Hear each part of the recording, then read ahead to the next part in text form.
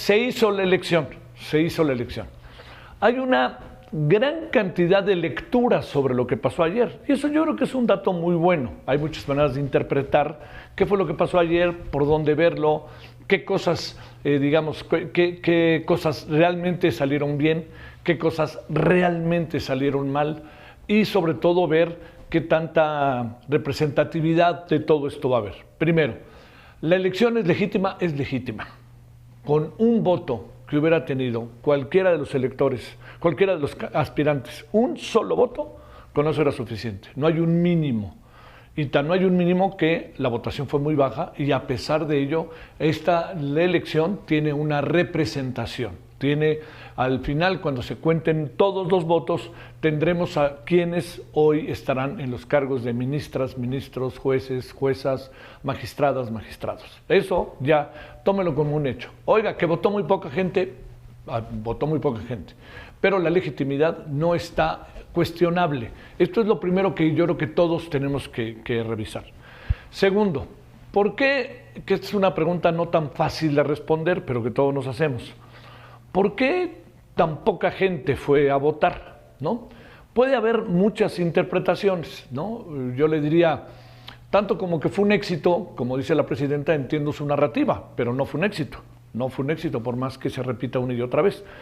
La razón por la cual no fue un éxito es simple y sencillamente porque detrás de todo lo que hay de la elección, una elección también vale por el número de personas que participan. Esto es en un sentido figurativo, en un sentido, digamos, de representación, la tiene per se por el proceso democrático, por cómo está construido, pero evidentemente usted y yo sabemos que le da un mayor peso al resultado.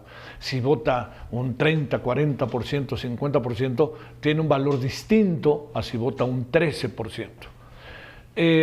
Aquí hay cosas también que tenemos que mirar. A ver, una de las razones, y aquí insistimos muchísimo en ello, por lo cual muy probablemente la gente no fue a votar, es porque nunca sintió a la elección propia, nunca la hizo propia. Se lo pregunto a usted, que nos hace el favor de vernos ahorita, le diré, ¿usted sintió propia la elección o no? O bueno, vamos a suponer que usted la sintió, pero ¿sintió que el entorno en el que estaba usted así fue?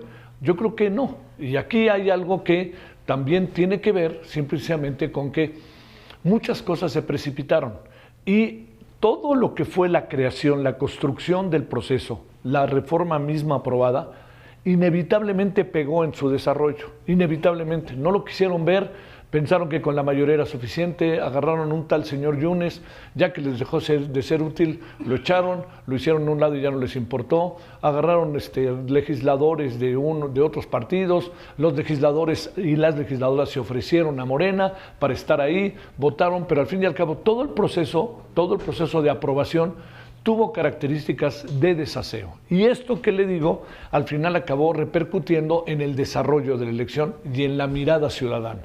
Esa es una razón importante. ¿Por qué no votó la gente? Porque también al Poder Judicial lo ve lejos.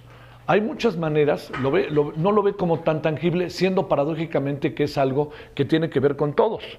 Hay estadísticas que son muy importantes. El 80-85% del total de la población, usted, yo, todos, ojo con eso, 80-85% del total de la población, algo que no podemos perder de vista, tiene que ver con la justicia. ¿Qué quiere decir? Usted se pasa un alto, tiene que ver con la justicia. Usted reclama que dejó el coche en un lugar pero no lo dejó, tiene que ver con la justicia. A usted resulta que le están cobrando de más en una tienda, tiene que ver con la justicia. A usted resulta que lo asaltan, tiene que ver con la justicia.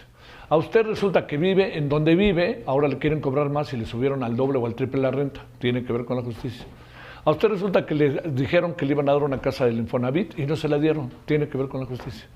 A usted resulta que tiene un problema muy grave en su casa, o con quien fuera, o en su trabajo, o en sus deudas, o lo que quiera, con el banco, tiene que ver con la justicia. El 80%, 85% de los ciudadanos, a querer o no, tenemos que ver con la justicia. Todos. Hay un 15% que no, pero yo creo que en la medida en que pasa la vida va subiendo, porque también la densidad de población crece. Entonces, si no nos acercamos mucho a la justicia es porque algo pasó en el camino que no nos hizo sentir tan cerca de la justicia. ni para elegirla. Luego, otro asunto más, sin enumerar, porque es una gran cantidad de temas los que están en medio. ¿Qué es lo que pasó con la selección de las y los aspirantes? Esta selección fue una selección en muchos momentos muy a modo. Entiendo que ahora, digamos, como hay una narrativa de que esto fue un éxito, la narrativa es muy sencilla, ¿no? Claro que hicimos bien las cosas, vean el comité de selección, los escuchamos, lo de la tómbola más fue una parte. Sí, si quieren sí, pero yo le diría, hubo aspirantes que no estuvieron ni 2 minutos conversando con el legislativo, ni 2 minutos. ¿Usted cree que alguien al que le preguntan y le hacen una especie de examen, ¿no?, sobre temas fundamentales para que la persona que está siendo examinada le permita a quienes deciden tener criterios sobre sus capacidades? Pues eso no sucedió en muchos casos. Luego agreguemos otra cosa. Muchos de los que fueron seleccionados casi directamente y otros más por una tómbola que colocaba en el sistema aleatorio quién sí y quién no. Y había otro elemento, que es el del Poder Judicial. El Poder Judicial estaba haciendo escrupulosos exámenes, ¿no? Parecieron, a ver, currículum, promedio, todas estas cosas, ¿no?, que eran importantes, pero luego también el diálogo, el platicar y darles oportunidad de que se expresaran las y los aspirantes. Pero resulta que a la mitad del camino, el Poder Judicial determinó que no podía continuar la elección. Recuerde que hasta 2 meses estuvo, o 1 mes y medio estuvo detenido todo el proceso por una decisión del Poder Judicial. Y luego el Poder Judicial le dijo al Poder Judicial, o sea, al Comité de Selección del Poder Judicial, que frenara el proceso. A ver, yo le pregunto, ¿qué tenía que hacer el Poder Judicial, el Comité de Selección del Poder Judicial, si es el Poder Judicial? ¿No escuchar al Poder Judicial? Pues lo escuchó. Entonces dejaron de llevar a cabo el proceso de selección. Y entonces le dijeron al INE, bueno, tú hazlo. Y entonces el INE les dijo, oigan, ¿cómo lo voy a hacer yo? Yo soy un encargado de las elecciones, no un encargado de un comité de selección. Y entonces dijo el legislativo, no más faltaba, yo lo hago. Y lo hicieron. Y lo que pasó fue que después de todo esto, toda la selección se convirtió en muy controvertida. Muchas personas que uno dice, ¿cómo es que llegaron hasta ahí? No lo entiendo, pero llegaron y ahí estaban. Bueno, en ese momento, en ese proceso que llegaron, al final lo que sucedió es que empezó a revisarse currículums y dijeron los de la Cámara de Diputados, senadores, particularmente el presidente del Senado, que revise el INE, el comité de selección, los currícula. Y entonces, pues obviamente el INE dijo, oigan, no están mis atribuciones. Entonces, con todo eso, pues se ha de imaginar que todo un proceso que venía trompicando, llega aquí y no llega en su mejor momento. Entonces llega y brinca naturalmente las manifestaciones de la sociedad. Yo le diría que si Morena tiene la capacidad y la presidenta, en serio lo digo, de autocrítica, se darán cuenta que tienen que hacer muchas cosas para el siguiente proceso, muchas. Y muchas de las que han hecho, erradicarlas. A ver, yo le diría una variable más, el decirle a la gente por quién votar. Yo he escuchado una cantidad, en la misma casilla, una cantidad enorme de testimonios que creo que cuestionan la elección. O a ver, aquí está cuando entraba una señora le dijeron, oiga, aquí está, vote por estos, oiga, pero no, vote por estos. Y luego gente que le cuenta, los testimonios están en las redes y son fácilmente reconocibles. Si no son ciertos, ya se hubieran muchos de ellos, o la gran mayoría de ellos, se hubieran desacreditado, y no ha sido así. Oiga, es que yo trabajo en el gobierno, bueno, presente en esta casilla, y en esta casilla usted vota, aquí está lo que debe de votar, y cuando salga, les daban hasta dinero. Entonces, cuando se dice que México es el país más democrático del mundo, la verdad que yo no lo veo, pero no lo veo en un intento de desacreditar a la presidenta o a Morena, sino no lo veo porque no hicimos bien las cosas. Y cuando digo no hicimos bien las cosas, pues toda la sociedad también se incluye, pero sobre todo la clase política. Y esta clase política a fuerza quería la elección. Yo recuerdo también cómo hace 4 o 5 meses la presidenta dijo, vamos a pensar tantito el proceso electoral, ¿por qué no pensamos si lo posponemos, vamos a discutirlo un poco más? Lo dijo la presidenta en lo que pareció una bocanada de aire. ¿Y sabe qué dijo el día siguiente? No, es el 1 de junio. ¿Qué pasó? Si quiere especulamos 3 horas, pero algo pasó que la presidenta dijo una cosa un día y el día siguiente dijo otra cosa. Entonces, insisto, lo que estamos viendo es la suma del proceso. Todo el proceso no es la elección. La elección es parte del proceso, pero todo esto viene desde que un señor llamado López Obrador, el 5 de febrero del 2024, quiso hacer 20 reformas, las cuales hay que hacerlas porque hay que hacerlas, y resulta que cuando llegó a esto dijo, bueno, vamos a hacer el plan B, no se puede el plan B, bueno, el plan C, vamos a ganar la mayoría y lo vamos a hacer como nosotros queramos, que era lo que no tenía que hacer. Entre más poderoso, más generoso. Lo que se tenía que hacer es cómo enfrentar este proceso de manera mucho más abierta, más plural, e incluso llevarlo no estoy en contra de que se transforme el Poder Judicial, pero llevarlo por etapas, y no lo hicieron. Y entonces ahora, de repente a mí me inquieta muchísimo que estemos en medio de observaciones o afirmaciones en donde casi que no importa quién llegue. Claro que sí importa quién llega. Claro, perdón, yo diría que una de las críticas más severas que se merece la pasada administración, y bueno, está en menor medida, es que no hay necesidad de tener especialistas. Cualquiera puede gobernar, cualquiera puede sacar petróleo, cualquiera puede ser juez. No es cierto, es que no es cierto, digamos, uno quisiera que así fuera, pero las sociedades se preparan y preparan a sus hombres y sus mujeres. ¿Para qué? Pues para que las sociedades sean mejores y estas mujeres y hombres preparados cada vez tengan una mayor influencia en el devenir de las cosas en la sociedad. De eso se trata, así de sencillo. Mire, uno de los problemas más grandes que ahorita tiene Estados Unidos es la mirada que tiene Trump de las universidades. ¿Por qué? Porque las menosprecia.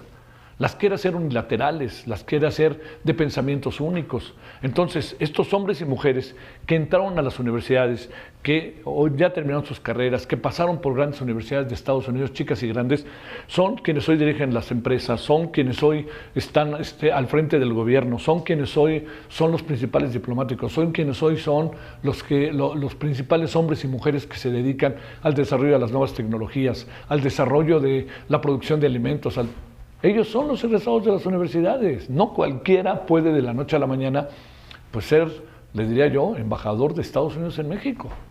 ¿Por qué? Pues porque necesita tener una intención, una responsabilidad y un conocimiento. No nos gusta el que está, pues no nos puede gustar, pero es un hombre que trae una carrera.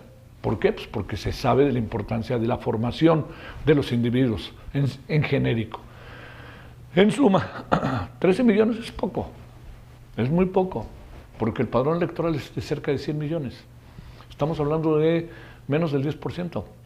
Estamos hablando también de otra variable que todavía no conocemos y que en cualquier momento la vamos a conocer, que es los votos nulos. O sea, el 13% puede bajar en términos de votación efectiva, porque mucha gente se manifestó en contra del proceso y lo anuló, ¿no? Y esa es otra variable. Y también vamos a ver qué pasa con las irregularidades que ya se empiezan a denunciar. Por ejemplo, testimonios de gente que llegaron con las urnas llenas, lo que le llaman urnas embarazadas. Entonces, muchas vueltas para darle a la experiencia de la elección de ayer, pero yo le diría que lo peor que puede pasar es que Morena le juegue a que hoy se dedica a defender sin ton ni son el proceso, cuando entiendo que la presidenta diga fue un éxito y ponga la mejor de las caras como lo hizo ayer en la noche, pero en el fondo no fue un éxito. O sea, fue un proceso muy desigual que le acabó cayendo en las espaldas todo lo que pasó desde el primer día. Entonces, pues todo repercutió y llegamos a esta conclusión.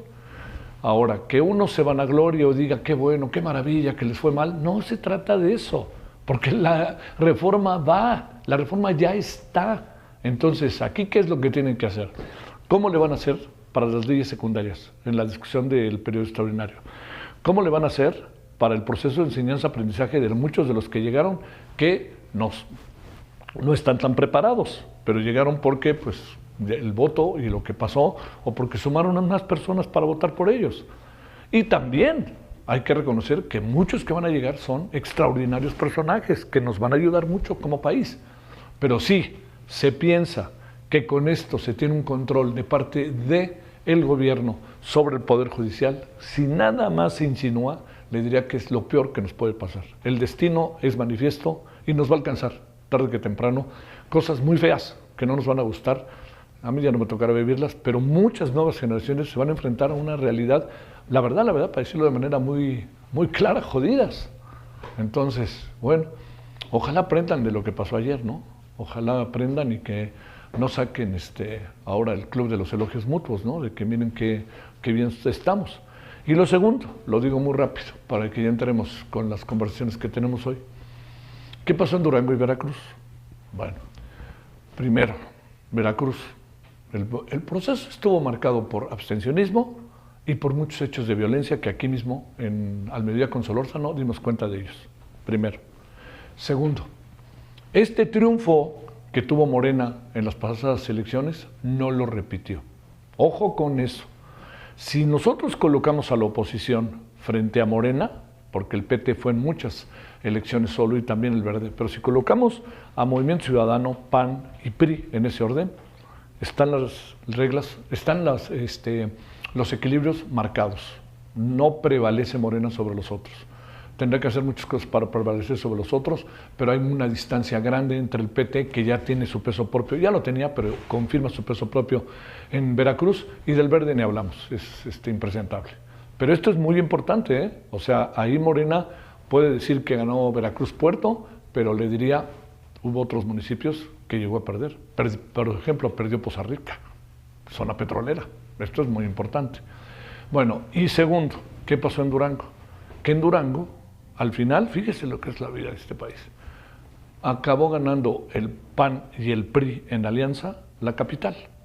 Y esto es un asunto también para pensar, porque no perdió Durango la oposición, más bien perdió algunos municipios, pero lo mantuvo. Entonces, le diría, con una campana, hay que tocarla y decirle a Morena, el de ayer no fue uno de sus mejores días, por más que la vociferante presidenta del partido haya salido a decir ganamos y somos los que ganamos y somos los menos menos. No está siendo así en las últimas horas. No digo que a nivel nacional sea otra cosa, pero en la elección no fue lo mejor posible, no fue lo mejor, y en Durango y en Veracruz se dan variantes que colocan nuevas ubicaciones, diría yo, del mapa político de estos dos estados.